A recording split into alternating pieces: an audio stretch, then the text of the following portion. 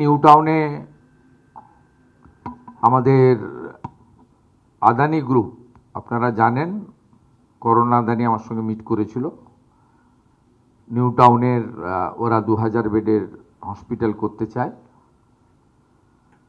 1000 bed for poor people free, 1000 for বাণিজ্যিকভাবে।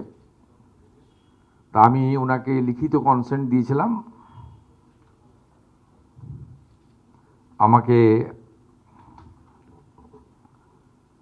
মাননীয় Gautam Adani, chairman group, তিনি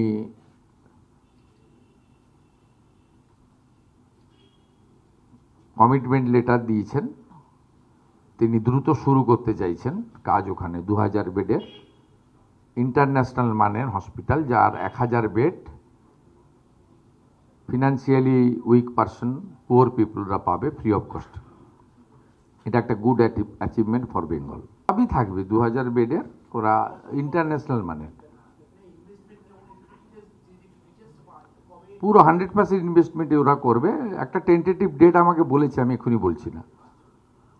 আমাদের দুটো ডেট শুধু আপনাদের বলতে পারি। ইন কোশ্চেন অফ 27 L&T গ্রুপের ইনোগ্রেশন আছে আপনার সিলিকন ভ্যালির ওইখানে, ওদের যে ইনফ্রাস্ট্রাকচার তৈরি হয়ে গেছে 11:30।